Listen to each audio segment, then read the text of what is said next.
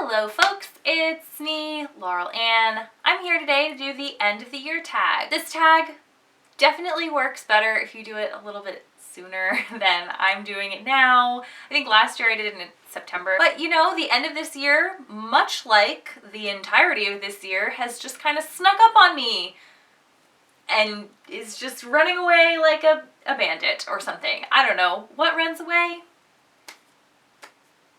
Time. This tag, of course, was created by Ariel Bissett, and I will leave her video linked below. So let's just start with the questions. Are there any books that you started this year that you still need to finish? Yes, there are 3 specifically. The first is The Age of Surveillance Capitalism by Shoshana Zuboff. I actually was reading this like right at the start of the pandemic when everything was just falling apart. It is nonfiction about how much surveillance and data technology has seeped its way into our economy and our lives, and how that's a bad thing and how we could move away from it. It's really interesting. It's just like a hulking book, and my rental period ran out and I had to return it to the library. I got back at the back of the line. Every time it comes back, I'm like, ooh, that just seems a little intense for me right now. So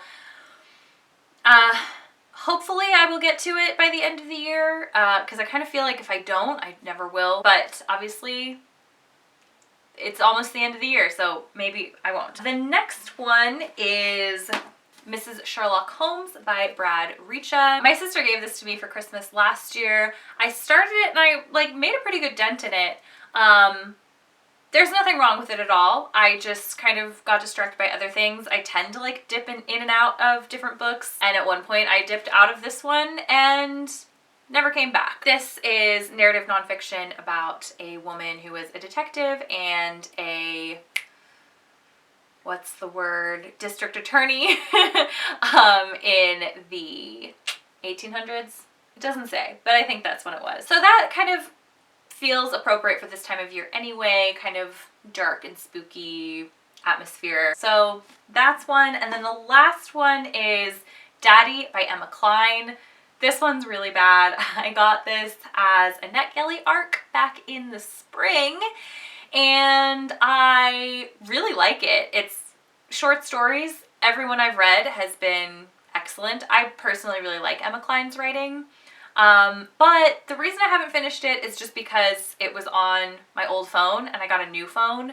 So now in order to finish it, I have to think and turn on my phone and read it. And it's just a weird thing to turn on a phone for the express purpose of reading an arc for a book that's already come out. I have a lot of guilt about it because that's an arc that could have gone to somebody else, and it's just sitting on my phone. The next book is, do you have an autumnal book to transition into the end of the year? This is a question that works a lot better if I had done this in a more timely manner. So no, I don't really have anything lined up like that because autumn's almost over. But I think for me, Rebecca was kind of meant to do that. And I'm still reading it. I started it back in October. It's now the end of November. What's wrong with me? I don't know. I like Rebecca a lot. It's one of my favorite books. But for some reason I'm just not locked in there mentally. So the next question is there a new release that you're still waiting for? The answer to that is no. The latest release that I was really anticipating was The Burning God by R.F. Kuang, which is the 3rd book in the Poppy Wars series.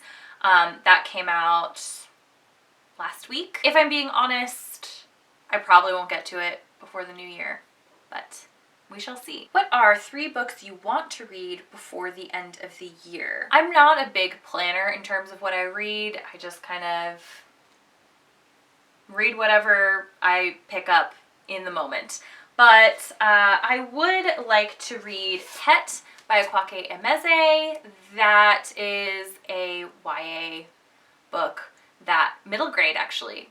And I put a hold on that back in the summer and it just came through. So I'm going to read that soon. Grief is a Thing with Feathers by Max Porter, which I bought in summer 2019 and still haven't read. So I feel bad for her. And also Once Upon a River by Diane Setterfield, which is one of like 2 books that I bought for myself this year. So I'd like to read that before the year's out. Although I just spent like 20 minutes looking for it on my bookshelves and it seems to have vanished. So maybe I won't read that. Is there a book you think could still shock you and become your favorite book of the year? I mean, yeah, of course, I do think any book I pick up could become a new favorite. But I will say I've read a pretty amazing selection of books. So any book I read from here on out has a lot of competition. So I would be very surprised if something surpassed the other books that are already on my favorites list for the year. But I'm always hopeful.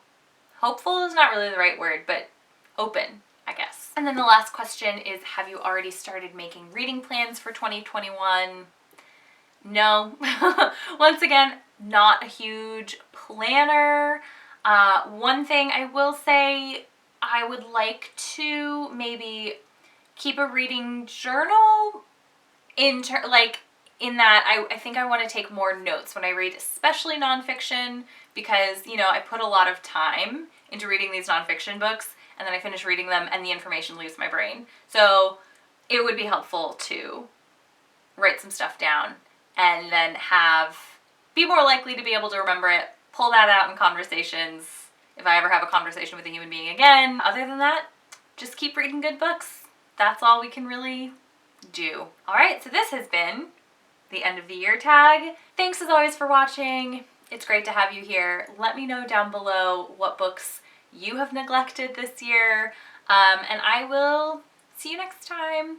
Bye! Yeah, I'm bad.